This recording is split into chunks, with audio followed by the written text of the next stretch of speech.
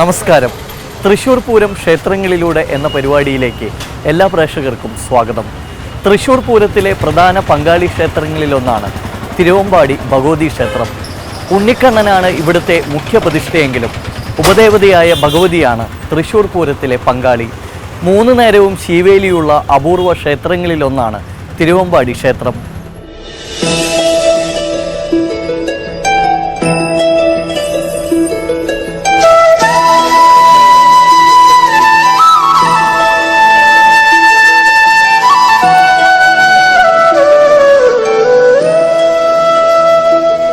ഇത് തിരുവമ്പാടി ക്ഷേത്രം.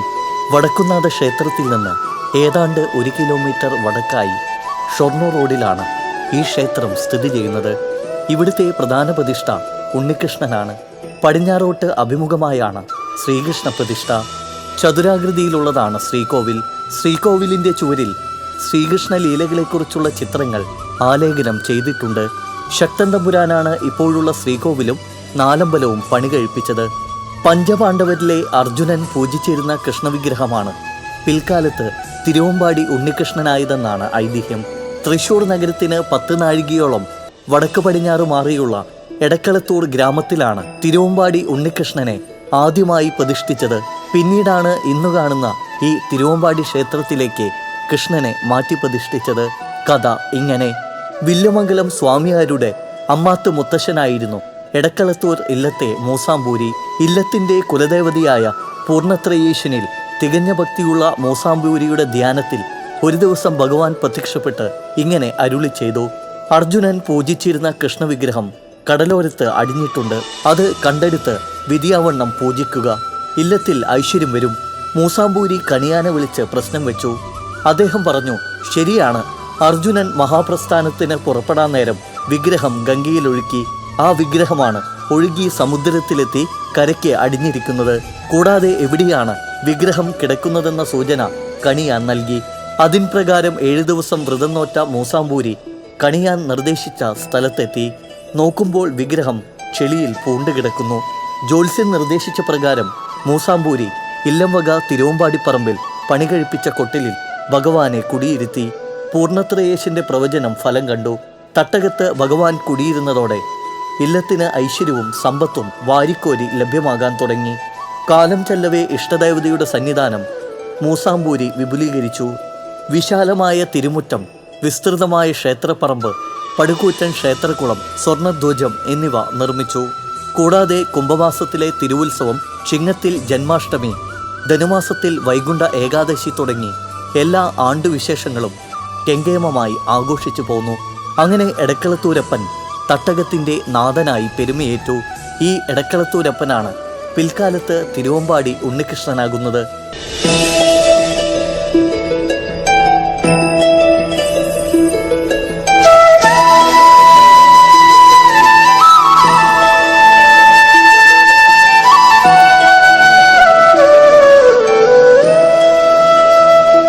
എടക്കളത്തൂരിൽ നിന്നും ഉണ്ണികൃഷ്ണനെ തിരുവമ്പാടി ക്ഷേത്രത്തിലേക്ക് മാറ്റി പ്രതിഷ്ഠിച്ച കഥ ഇങ്ങനെയാണ്.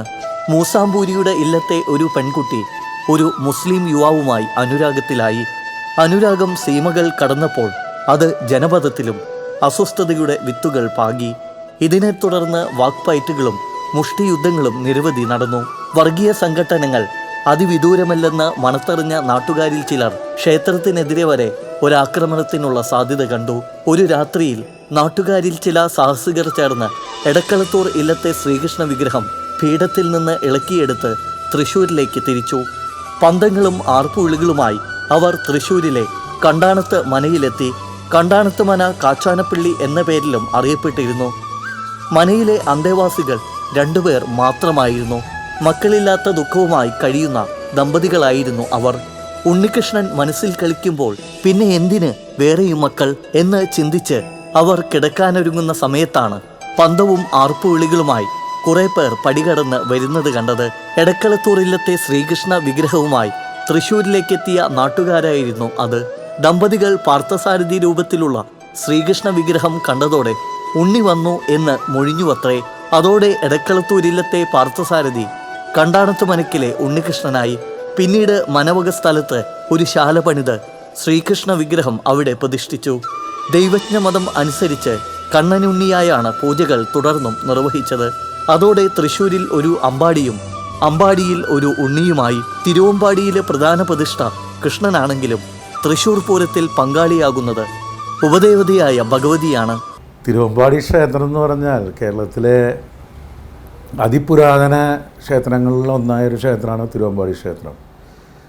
അവിടുത്തെ പ്രധാന പ്രതിഷ്ഠ എന്ന് പറഞ്ഞാൽ ഭഗവാൻ ശ്രീകൃഷ്ണനാണ്. പിന്നെ ശ്രീ ഭഗവതിയുണ്ട്. ഇതുകൂടാതെ ഉപദേവതകൾ ഇവിടെ ഗണപതി, ബ്രഹ്മരക്ഷസ്, ശാസ്താവ്, അതുപോലെ തന്നെ ഘണ്ടാകർണൻ, കുക്ഷിയയ്യപ്പൻ, മണികണ്ഠൻ തുടങ്ങിയ ഉപദേവതകളും അവിടെയുണ്ട്. ദേവന്മാരും ദേവതകളും ഉണ്ട്. പിന്നെ നിത്യേന 3 പൂജകൾ അവിടെ നടക്കുന്നുണ്ട്. അതുമാതിരി 3 നേരം ശിവേലിയുള്ള ഒരു ക്ഷേത്രമാണ് തിരുവമ്പാടി ക്ഷേത്രം. അതുപോലെ തന്നെ അവിടുത്തെ പ്രധാനപ്പെട്ട ഉത്സവങ്ങളാണെങ്കിൽ വേല, അതുപോലെ തന്നെ 8 ദിവസം നീണ്ടു നിൽക്കുന്ന ഉത്സവം, പിന്നെ അഷ്ടമിരോഹിണി, ഏകാദശി തുടങ്ങി, പിന്നെ ഭഗവതിയുടെ പ്രതിഷ്ഠാദിനം, ഭഗവാന്റെ പ്രതിഷ്ഠാദിനം. ഇതിനൊക്കെ പുറമെ നിങ്ങൾക്ക് എല്ലാവർക്കും അറിയാം, ചരിത്രപ്രസിദ്ധമായ തൃശ്ശൂർ പൂരത്തിൻ്റെ പ്രധാന പങ്കാളികളിലൊന്നാണ് തിരുവമ്പാടി. അത് ലോകം മുഴുവൻ ശ്രദ്ധിക്കപ്പെടുന്ന തൃശ്ശൂർ പൂരത്തിൻ്റെ നടത്തിപ്പുകാരായ തിരുവമ്പാടി ദേവസ്വം ലോകത്ത് എല്ലാ ഭാഗങ്ങളിലും അറിയപ്പെടുന്ന ഒരു ക്ഷേത്രമായി മാറിയിരിക്കുകയാണ്. ഇന്നത്തെ കാലത്തെന്ന് പറഞ്ഞു കഴിഞ്ഞാൽ ദൃശ്യമാധ്യമങ്ങളിലൂടെയും പത്രങ്ങളിലൂടെയും ലോകശ്രദ്ധ നേടിയിരിക്കുകയാണ് തൃശ്ശൂർ പൂരം. ഈ വരുന്ന മെയ് 6-7 തീയതികളിലാണ് 2025 തൃശ്ശൂർ പൂരം നടക്കാൻ പോകുന്നത്. തൃശ്ശൂർ പൂരത്തിൻ്റെ മുന്നോടിയായി എല്ലാ ഒരുക്കങ്ങളും പൂർത്തിയായി കഴിഞ്ഞു. കൊടിയേറ്റം, പിന്നെ സാമ്പിൾ വെടിക്കെട്ട്, 4-ാം തീയതി ചമയപ്രദർശനം ഉദ്ഘാടനം, സാമ്പിൾ വെടിക്കെട്ട്, ഇങ്ങനെ ഒട്ടനവധി പ്രത്യേകതകളോട് കൂടിയാണ് ഇപ്രാവശ്യത്തെ പൂരത്തിന് ഉള്ള ഒരുക്കങ്ങൾ ഞങ്ങൾ ചെയ്തിരിക്കുന്നത്. ഉണ്ണികൃഷ്ണന്റെ വാമഭാഗത്ത് പടിഞ്ഞാറോട്ട് അഭിമുഖമായാണ് ഭഗവതിയുടെ പ്രതിഷ്ഠ. ഭഗവതിയെക്കുറിച്ചുള്ള ഐതിഹ്യം ഇങ്ങനെ: കണ്ടാണില്ലത്തെ ദമ്പതിമാർ കൊടുങ്ങല്ലൂർ ഭഗവതിയുടെ ഭക്തരായിരുന്നു. എല്ലാ മാസവും ഭജനത്തിനായി അച്ഛൻ നമ്പൂതിരി കൊടുങ്ങല്ലൂരമ്മയുടെ സന്നിധിയിൽ എത്തിയിരുന്നു. കാലങ്ങൾ പിന്നിടവേ വാർദ്ധക്യം മൂലം അദ്ദേഹത്തിന് ക്ഷേത്രത്തിലേക്ക് നടന്നെത്താൻ പ്രയാസമായി. ഒരു ദിവസം ഭജനത്തിന് പുറപ്പെട്ട അദ്ദേഹത്തിന് ഏറെ പാരവശ്യം അനുഭവപ്പെട്ടു. എങ്കിലും അദ്ദേഹം ഒരുവിധം ക്ഷേത്രസന്നിധിയിലെത്തി തൊഴുതുകൊണ്ട് അമ്മയോട് ഇങ്ങനെ പറഞ്ഞു: അമ്മേ, അടിയനിനി ഇവിടെ എത്താൻ പറ്റുമെന്ന് തോന്നുന്നില്ല. അവിടുന്ന് പ്രസാദിച്ച് അടിയന്റെ തട്ടകത്തിലേക്ക് എഴുന്നള്ളിയാൽ എനിക്ക് എന്നും അമ്മയെ കാണാനും പ്രാർത്ഥിക്കാനും കഴിയും. ഭക്തരിൽ അനുഗ്രഹം ചൊരിയുന്ന ദേവി അച്ഛൻ നമ്പൂതിരിയുടെ കുടപ്പുറത്ത് കൂടെ പോന്നു. ഉച്ചതിരിഞ്ഞാണ് തിരുമേനി ഇല്ലത്തെത്തിയത്.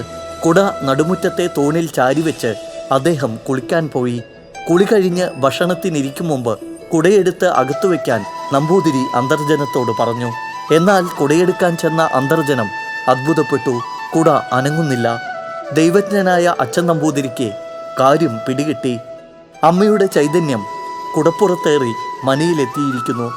അദ്ദേഹം ഭഗവതി ചൈതന്യത്തെ നടുമുറ്റത്തിൻ്റെ കരിങ്കൽ തൂണിലേക്ക് ആവാഹിച്ച് പൂജ കൊടുത്തു.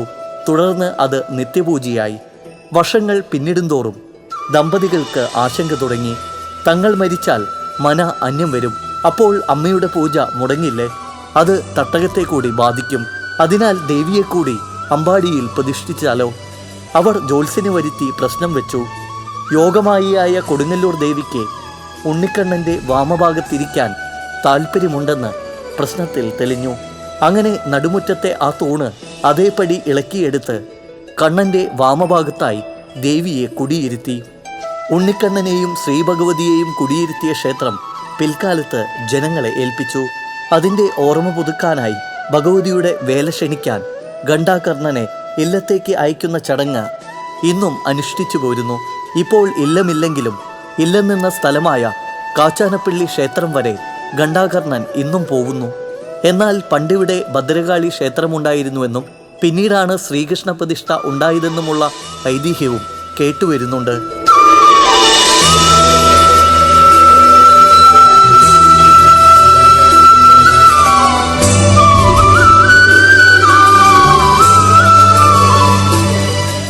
തൃശ്ശൂർ പൂരം എന്ന് പറഞ്ഞു കഴിഞ്ഞാൽ നമ്മുടെ ഏറ്റവും 10 പൂരങ്ങളിൽ 2 പൂരങ്ങൾക്കാണ് ഏറ്റവും കൂടുതൽ പ്രാധാന്യം. തിരുവമ്പാടി പാറമേക്കാവ് പൂരങ്ങളാണ് തൃശ്ശൂർ പൂരത്തിൻ്റെ നെടുനായകത്വം വഹിക്കുന്നത്. ആ നെടുനായകത്വത്തിൽ 15 ആനകൾ നിരന്നു നിൽക്കുന്നത് തിരുവമ്പാടിക്കും പാറമേക്കാവിനുമാണ്. ബാക്കിയുള്ള പൂരങ്ങളെല്ലാം 15 തികയ്ക്കാൻ പാടില്ല എന്നാണ് നിയമം. പണ്ട് മുതലേ അങ്ങനെയാണ് അത് ആവർത്തിച്ച് വരുന്നത്. ബാക്കി എല്ലാ പൂരങ്ങൾക്കും 13, 11, 9, 7 അങ്ങനെ ആയിട്ട് കുറയും. ഈ 8 ഘടകപൂരങ്ങളിലും അത്തരത്തിലാണ് ആനകൾ നിലനിൽക്കാൻ പാടുള്ളൂ. ഈ തൃശ്ശൂർ പൂരത്തിൻ്റെ പ്രത്യേകത എന്ന് വെച്ച് കഴിഞ്ഞാൽ 36 മണിക്കൂർ നീണ്ടു നിൽക്കുന്ന ഒരു വലിയൊരു മേളയാണ് തൃശ്ശൂർ പൂരം. അത് വളരെ അടുക്കും ചിട്ടയോടുകൂടി ടൈം ഷെഡ്യൂൾ അനുസരിച്ചിട്ടാണ് വളരെ ഭംഗിയായിട്ടാണ് ഇത്രയും നാളം ഈ 238 വർഷം പൂർത്തീകരിക്കുന്ന ഈ വേളയിൽ വളരെ ഭംഗിയായിട്ട് അന്ന് മുതൽ ഇന്ന് വരെ ആ ഒരു പാരമ്പര്യം അല്ലെങ്കിൽ ആ ഒരു ചിട്ടയോട് കൂടിയിട്ട് നടക്കുന്ന ഒരു വലിയൊരു മേള തന്നെയാണ് തൃശ്ശൂർ പൂരം ഈ 36 മണിക്കൂർ 2 ദിവസമായിട്ട് ആഘോഷിക്കുന്നത്. അതിനു മുന്നോടിയായിട്ട് ഈ വരുന്ന മെയ് 4-ാം തീയതി സാമ്പിൾ വെടിക്കെട്ടും, അതേപോലെ 5-ാം തീയതി ആനച്ചമയ പ്രദർശനവും 6ഉം 7ഉം തൃശ്ശൂർ പൂരവും ഉപചാരം ചൊല്ലി പകൽ വെടിക്കെട്ടോട് കൂടിയിട്ടാണ് പൂരം കലാശം കൂട്ടുന്നത്. അത് കഴിഞ്ഞാൽ വൈകിട്ട് ഉത്തരം വിളക്ക് കൊടിയിറക്കൽ, ഉത്തരം വിളക്കോട് കൂടിയിട്ട് പൂരത്തിൻ്റെ സമാപനം കുറിക്കും. അങ്ങനെയാണ് തൃശ്ശൂർ പൂരത്തിൻ്റെ ഒരു ടൈം ടേബിൾ ക്രമീകരിച്ചിട്ടുള്ളത്.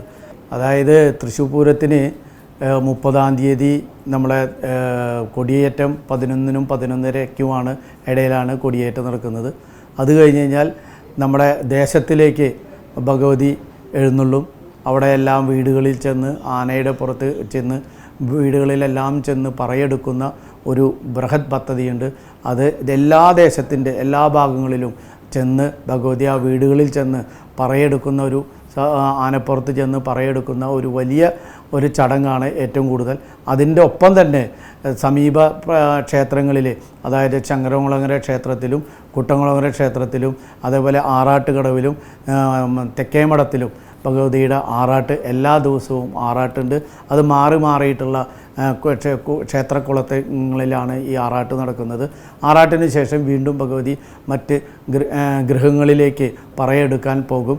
ഇതിൻ്റെ ഏറ്റവും പ്രത്യേകത എന്താ വെച്ച് കഴിഞ്ഞാൽ കാലത്ത് തന്നെ ഭഗവതി പുറത്തിറങ്ങിയാൽ വൈകുന്നേരം വരെ അതാത് ഇറക്കി പൂജ നടക്കുന്ന സ്ഥലങ്ങളിലാണ് ഭഗവതി. അവിടെയാണ് ഭക്ഷണവും കാര്യങ്ങളും, അവിടെ നിവേദ്യവും. പൂത്തോൾ അവിടെ ഒരു മനയിലാണ്, പൂത്തോൾ മനയിലാണ്. പൂത്തോൾ ഭാഗത്ത് പോയാൽ കുട്ടംകുളങ്ങര ഭാഗത്ത് പോയാൽ കുട്ടംകുളങ്ങര ക്ഷേത്രത്തിലാണ്. ചങ്ങരംകുളങ്ങര ക്ഷേത്രത്തിലുണ്ട്. അതേപോലെ തന്നെ നമ്മുടെ ചേറ്റുപുഴ ഒരു മനയിൽ ഉണ്ട്. അതേപോലെ തന്നെ പല സ്ഥലങ്ങളിലും 2 പ്രാവശ്യമായിട്ട് ഇറക്കി പൂജയും നിവേദ്യവും എല്ലാം നടത്തുന്ന ഒരു വലിയൊരു ഈ 7 ദിവസവും വലിയൊരു എന്താ പറയുക ടാസ്ക്കാണ്. വീടിൻ്റെ ഐശ്വര്യത്തിനും സമൃദ്ധിക്കും വേണ്ടിയിട്ടാണ് എല്ലാ വീടുകളിലും ഭഗവതി ചെന്ന അനുഗ്രഹം നൽകുന്ന ഒരു കാഴ്ചയാണ് നമുക്ക് കാണാൻ സാധിക്കുന്നത്. അതുപോലെ തന്നെ പൂരം തുടങ്ങിയാൽ പിന്നെ ആ 36 മണിക്കൂർ കാലത്ത് തൃശ്ശൂർ പൂരത്തിൻ്റെ കാലത്ത് തിരുവമ്പാടി ക്ഷേത്രത്തിൽ നിന്നും ഭഗവതി എഴുന്നള്ളിച്ച് കഴിഞ്ഞാൽ അത് കാലത്ത് 7:30 ഭഗവതി എഴുന്നള്ളിക്കും, പുറത്തേക്ക് എഴുന്നള്ളിക്കും. മഠത്തിലേക്കുള്ള പോക്കാണ്. ആ മഠത്തിലേക്കുള്ള പോക്ക് അതാണ് ഇതിൻ്റെ ഏറ്റവും പ്രൗഢമായ ഒരു ചടങ്ങ്. ഇവിടെ ഈ നാട്ടിലെ എല്ലാ ആൾക്കാരും ഭഗവതിയുടെ കൂടെ ഉണ്ടാവും. അതിൻ്റെ പ്രത്യേകത എന്താണെന്ന് വെച്ച് കഴിഞ്ഞാൽ കോലത്തിന്മേൽ ഭഗവതിയുടെ തിടമ്പുണ്ടെങ്കിലും കോലത്തിന്മേലുള്ള ആ ഭഗവാന്റെ രൂപമാണ് അതിൽ പിടിപ്പിച്ചിട്ടുള്ളത്. ആ ഭഗവാന്റെയും ഭഗവതിയുടെയും ഒരുമിച്ചുള്ള ഒരു യാത്രയാണ് ഇവിടെ നിന്നുള്ള ആ മഠത്തിലേക്കുള്ള പോക്ക്. പിന്നെ അവിടുന്ന് പൂരം കഴിഞ്ഞതിന് ശേഷമാണ് ഭഗവതി തിരിച്ച് ക്ഷേത്രത്തിലേക്ക് എഴുന്നള്ളുന്നത്. അവിടെ ചെന്ന് 11 മണിയോടുകൂടി മഠത്തിൽ നിന്നും തിരിച്ചെഴുന്നള്ളുകയും അത് ശ്രീമൂലസ്ഥാനത്തെത്തി അവിടെ മേളത്തോടുകൂടി അവസാനിക്കുകയും പിന്നെ അവിടെ നിന്ന് അങ്ങോട്ട് കുടമാറ്റത്തിനുള്ള പോക്കാണ്.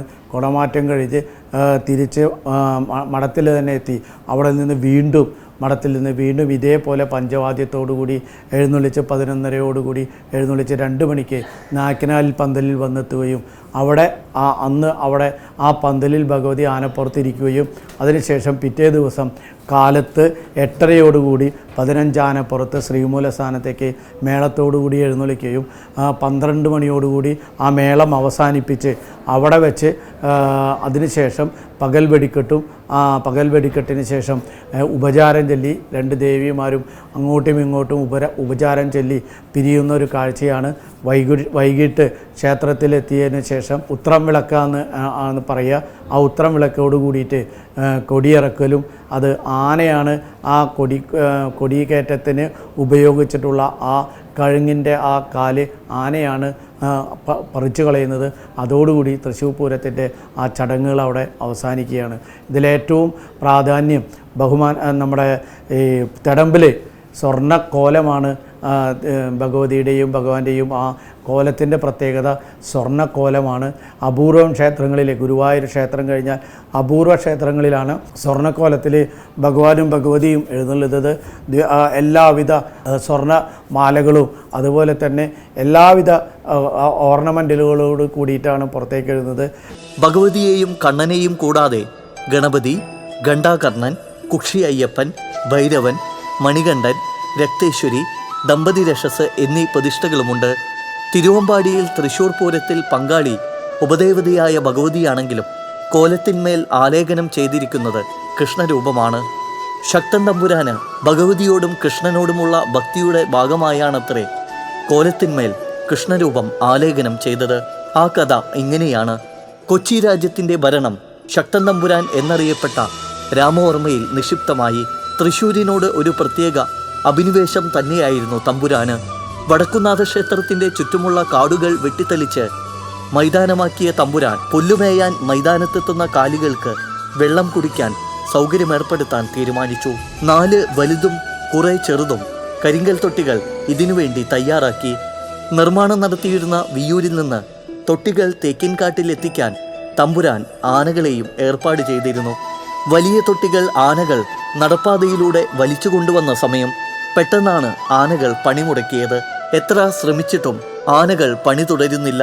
വിവരമറിഞ്ഞ ഉടനെ ശക്തൻ തമ്പുരാൻ സ്ഥലത്തെത്തി. തൊട്ടികൾക്ക് സമീപം പാതയുടെ കിഴക്കുവശത്ത് ജീർണാവസ്ഥയിലിരിക്കുന്ന ഒരു ക്ഷേത്രം തമ്പുരാൻ കണ്ടു. അത് തിരുവമ്പാടി ക്ഷേത്രമായിരുന്നു. ഈ ക്ഷേത്രം പുതുക്കി പണിയാൻ തമ്പുരാൻ തീരുമാനിച്ചതും ആനകൾ പണിമുടക്ക് പിൻവലിച്ചു. ഈ സംഭവം തമ്പുരാന് തിരുവമ്പാടിയിലെ പ്രതിഷ്ഠാമൂർത്തികളോട് അതീവ ഭക്തി ജനിക്കാൻ കാരണമായി. തൃശ്ശൂർ പൂരം ശക്തൻ തമ്പുരാൻ വിഭാവനം ചെയ്തപ്പോൾ തിരുവമ്പാടിയിലെ ഭഗവതിയുടെ തിടമ്പ് വയ്ക്കുന്ന വലിയ കോലത്തിൽ ശ്രീകൃഷ്ണന്റെ സുവർണരൂപം കൂടി വയ്ക്കാൻ തമ്പുരാനെ പ്രേരിപ്പിച്ചത് തമ്പുരാന് കൃഷ്ണഭഗവാനിൽ ഉളവായ ഭക്തിയാണത്രേ. തൃശ്ശൂർ പൂരത്തോടെ തിരുവമ്പാടിയുടെ പ്രസിദ്ധി ദേശദേശാന്തരങ്ങളിലേക്കും വ്യാപിച്ചു. ഇവിടെ സാധാരണ അമ്പലത്തിലെ നിത്യദാന ചടങ്ങുകൾ ആരംഭിക്കുന്നത് പുലർച്ചെ 4:30 നട തുറക്കും.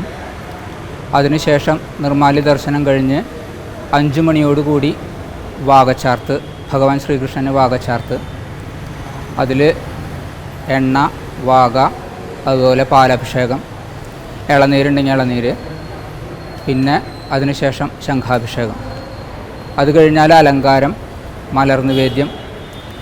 മലർനിവേദ്യം കഴിഞ്ഞതിന് ശേഷം പിന്നെ 6:30 ഉഷപൂജ ഇവിടെ പതിവ്. 6:30 ഉഷപൂജ കഴിഞ്ഞ് 7 മണിയോടുകൂടി നട തുറന്ന് 7:10 ശിവേലി കഴിഞ്ഞ് പിന്നെ ഉച്ചപൂജയ്ക്കുള്ള നവകത്തിൻ്റെ പൂജ ശിവേലി കഴിഞ്ഞാൽ 7:30 കഴിക്കാൻ ആരംഭിക്കും. 7:45 8 മണിയോട് കൂടിയിട്ട് അത് കഴിയും. പിന്നെ 9:45 ഭഗവാന് കലശാഭിഷേകം, ഉച്ചപൂജ, കലശാഭിഷേകത്തോടു കൂടി ഉച്ചപൂജ കഴിഞ്ഞതിന് ശേഷം 10:30 10:35 40 കൂടി ഉച്ചശിവേലി കഴിഞ്ഞ് 11 മണിയോട് കൂടിയിട്ട് കാലത്ത് അമ്പലം അടയ്ക്കും. പിന്നെ വൈകുന്നേരം 4:30 നട തുറന്ന് 4:30 മുമ്പായിട്ട് നമ്മൾ സാധാരണ എല്ലാ ദിവസവും ഭഗവാന് ചന്ദന ചാർത്തുണ്ട്. അത് മുഴുവനായിട്ട് ചാർത്തണമെന്നുണ്ടെങ്കിൽ വഴിപാടിനനുസരിച്ച് മുഴുവനായിട്ട് മുഴുക്കാപ്പ് ചാർത്തും. അത് പല രീതിയിൽ ഭഗവാന്റെ പല ഭാവങ്ങൾ ഭഗവാന്റെ ലീലകളനുസരിച്ച് ചിലപ്പോൾ കാളിയമർദ്ദനം അല്ലെങ്കിൽ ഭഗവാന്റെ അവതാരങ്ങൾ, ഭഗവിഷ്ണുവിൻ്റെ അവതാരങ്ങൾ, വരാഹ, മത്സ്യം, കൂർമ്മം അതുപോലെയുള്ള അവതാരങ്ങൾ ചാർത്തും. പിന്നെ ഭഗവാന്റെ പല ലീലകളും, ഊഞ്ഞാലിലാടുന്നത്, അങ്ങനെയുള്ള പല രൂപത്തിൽ നമ്മൾ ഓടക്കുഴൽ വിളിച്ചേക്കുന്ന കണ്ണൻ. അങ്ങനെ നമുക്ക് ഏത് ഭാവത്തിൽ ഏത് രൂപത്തിലാണോ ചാർത്താൻ തോന്നുന്നത് അതും നമ്മൾ നമ്മുടെ മനസ്സിൻ്റെ തൃപ്തിക്കനുസരിച്ച് നമ്മൾ ചാർത്തും. അത് 4:30 മുമ്പായിട്ട്, നട തുറക്കുന്നതിനോട് മുമ്പായിട്ട് നമ്മളത് കഴിച്ചു വയ്ക്കും. നട തുറക്കുന്ന സമയത്ത് അലങ്കാരത്തിലുള്ള കണ്ണനെ ആയിരിക്കും എല്ലാവർക്കും തൊഴാനായിട്ട് സാധിക്കുക. പിന്നീട് അത് കഴിഞ്ഞാൽ അസ്തമയം നോക്കിയിട്ട് ഒരു 6:30 കൂടിയിട്ട് അസ്തമയം നോക്കിയിട്ടാണ് ദീപാരാധന പതിവ്. ദീപാരാധനയ്ക്ക് ശംഖ് വിളിച്ച് ദീപാരാധന കഴിഞ്ഞാൽ പിന്നെ ഒരു 7:15 കൂടി അത്താഴപൂജ. അത്താഴപൂജ കഴിഞ്ഞാൽ ഒരു 7:30, 7:40 കൂടി അത്താഴ ശിവേലി കഴിഞ്ഞാൽ പിന്നെ തൃപ്പക, ഭഗവാന് തൃപ്പക കഴിഞ്ഞാൽ നട അടക്കി. 8:10, 8:20 കൂടി നട അടയ്ക്കും. ഇതാണ് ഭഗവാൻ കൃഷ്ണൻ്റെ നിത്യനിദാന ചടങ്ങുകൾ. ആദ്യം മുതൽ തന്നെ നമ്മളുടെ ഓരോ കർമ്മങ്ങൾക്കും ഭഗവാൻ നമ്മളെ കൈ പിടിച്ച് ചെയ്യിപ്പിക്കുന്നത് പോലെയാണ് നമുക്ക് തോന്നാറ്. കാരണം ഞാൻ ഇവിടുത്തെ ചടങ്ങുകൾ ഇവിടെ വന്നതിന് ശേഷമാണ് പഠിച്ചത്. പല അമ്പലങ്ങളിലും ചടങ്ങുകൾ വ്യത്യാസമുണ്ടല്ലോ, ഇവിടുത്തെ ചടങ്ങുകൾ. അപ്പോൾ എല്ലാം വേണ്ടതുപോലെ, വേണ്ട രീതിയിൽ, തെറ്റുകൾ കൂടാതെ തന്നെ ഭഗവാൻ കൈ പിടിച്ച് നമ്മളെ ചെയ്യിപ്പിക്കുന്നത് പോലെ തോന്നാറുണ്ട്. തൃശൂർ പൂരത്തിന് തിരുവമ്പാടി ഭഗവതിയുടെ മടത്തിൽ വരവ് ഏറെ പ്രസിദ്ധമാണ്. 3 ആനകളോടെ ആരംഭിക്കുന്ന എഴുന്നള്ളിപ്പ് പൂരപ്പറമ്പിൽ എത്തുമ്പോൾ 15 ആനകളായി വർദ്ധിക്കും. മടത്തിൽ വരവിനുമുണ്ട് ഒരു ഐതിഹ്യം. 27 ദിവസങ്ങൾ കൊണ്ടാണ് ശക്തൻ തമ്പുരാൻ തൃശൂർ പൂരം ചിട്ടപ്പെടുത്തിയത്. ശക്തൻ തമ്പുരാന്റെ കൽപ്പന കേട്ട് തട്ടകക്കാർ അമ്പരന്നു. തിരുമനസല്ലേ കൽപ്പിച്ചത്, കൽപ്പന അനുസരിച്ചേ തീരൂ. അങ്ങനെ വടക്കുന്നാഥന്റെ തട്ടകത്തിലെ ദേശക്കാർ തിരുവമ്പാടി, പാറമേക്കാവ് എന്നിങ്ങനെ 2 വിഭാഗമായി വാശിയോടെ പൂരത്തിന് മത്സരിക്കുകയാണ്. പൊതുവെ ധനാഢ്യരും സാമ്പത്തിക ശേഷിയുമുള്ള പാറമേക്കാവുകാർക്ക് പൂരം നടത്താൻ യാതൊരു പ്രയാസവും ഉണ്ടായിരുന്നില്ല. എന്നാൽ ഇക്കാര്യത്തിൽ പാടുപെട്ടത് തിരുവമ്പാടിക്കാരായിരുന്നു. കാരണം സാമ്പത്തിക ശേഷിയിൽ പിന്നോക്കമായിരുന്നു തിരുവമ്പാടി ദേശം. എങ്കിലും ഇവർ പൂരത്തിനുള്ള ഒരുക്കങ്ങൾ വേഗത്തിൽ തന്നെ ആരംഭിച്ചു. അപ്പോഴായിരുന്നു തിരുവമ്പാടിക്കാരുടെ മനസ്സിൽ ഒരു ആശയം ഉണർന്നത്. ആനയുടെ തലയെക്കെട്ട് സ്വർണം പൂശുക.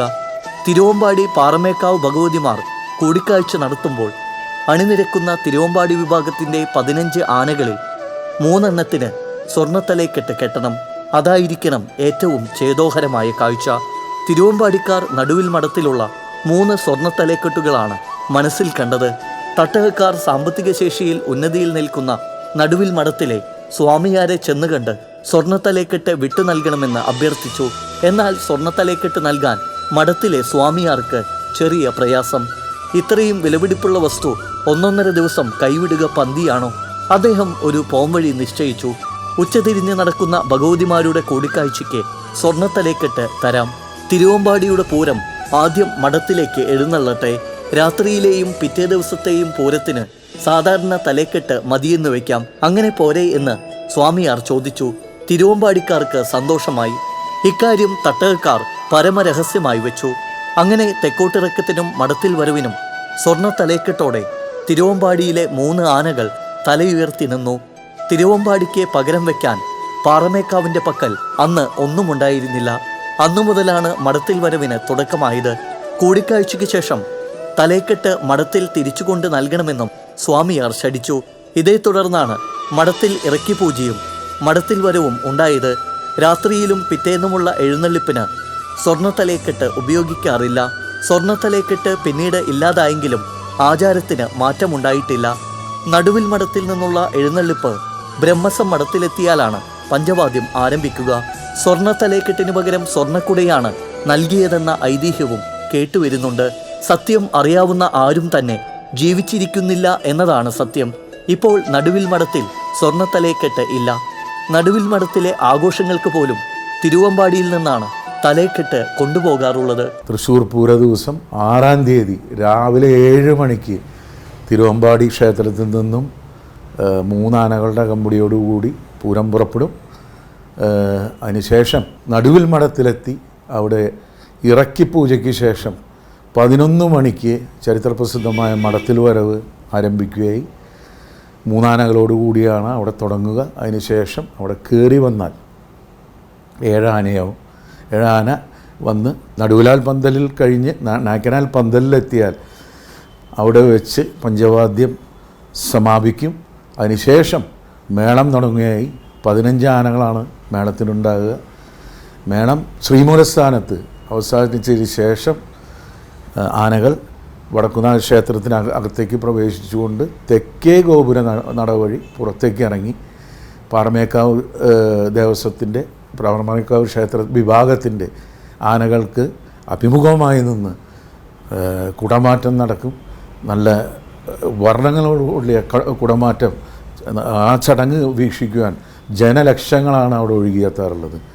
ഈ കുടമാറ്റം കഴിഞ്ഞതിന് ശേഷം ഏകദേശം 1-2 മണിക്കൂർ ഉണ്ടാവാറുണ്ട്. അത് കഴിഞ്ഞതിന് ശേഷം കോർപ്പറേഷന് മുമ്പുള്ള രാജാവിൻ്റെ പ്രതിമ വലം വെച്ചുകൊണ്ട് ആനകൾ വീണ്ടും ഇവിടെ വന്ന് അവിടെ ഒരു സ്റ്റെപ്പുകളുണ്ടല്ലോ, ആ സ്റ്റെപ്പിൻ്റെ മുകളിൽ നിരന്ന് നിന്ന് നമ്മുടെ തിടമ്പെടുത്തിട്ടുള്ള ആന നേരെ വീണ്ടും ബ്രഹ്മസമ്മടത്തിൽ പോയി അവിടെ തിടമ്പ് ഇറക്കി വെച്ചുകൊണ്ട് രാത്രി വീണ്ടും 12 മണിക്ക് മടത്തിലെ വരവ് 11-11:30 മണിക്ക് ആരംഭിക്കും. മടത്തിലെ വരവ് ആരംഭിക്കും.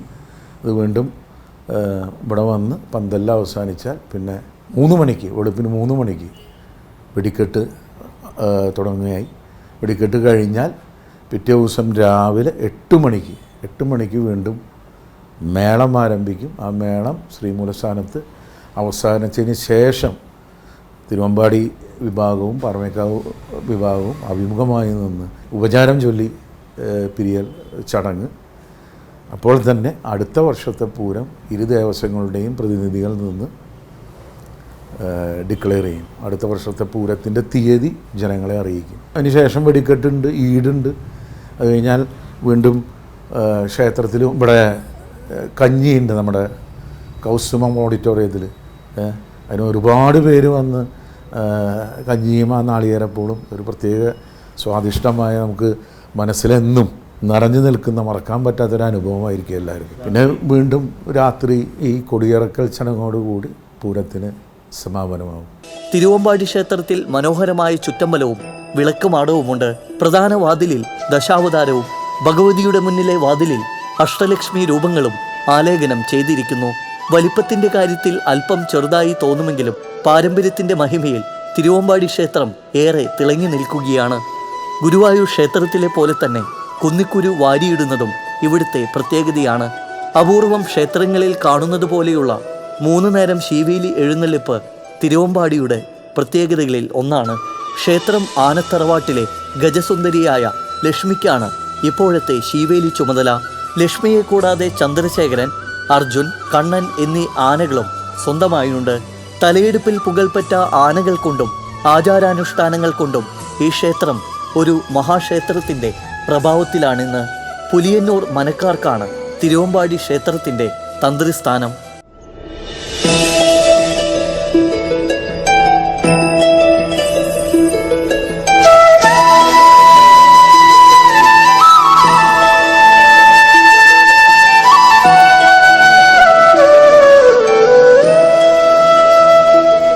തിരുപ്പതിയിലെ പോലെ തന്നെ ആണ്ടറുതികളും വിശേഷ ദിവസങ്ങളും ചടങ്ങുകളും കൊണ്ടാടുന്നത് കൊണ്ട് തന്നെ തൃശ്ശൂരിലെ തിരുപ്പതി എന്നും തിരുവമ്പാടി ക്ഷേത്രത്തെ വിശേഷിപ്പിക്കാറുണ്ട്.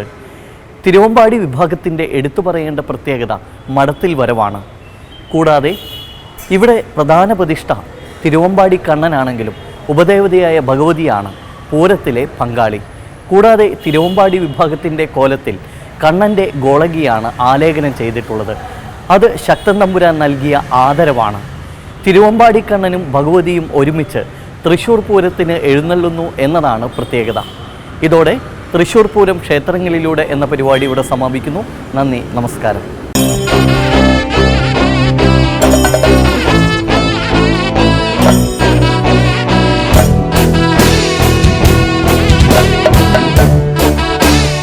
തൃശ്ശൂർ പൂരം ക്ഷേത്രങ്ങളിലൂടെ നിങ്ങൾക്കായി സമർപ്പിച്ചത് NTC ഗ്രൂപ്പ് ഓഫ് കമ്പനീസ്. ഇത് വെറും വിശ്വാസമല്ല, ഉറപ്പാണ്. Doctor Rani Menon Maxivision I hospitals. കാത്തുകൊള്ളാം കണ്ണിലെ കൃഷ്ണമണി പോലെ.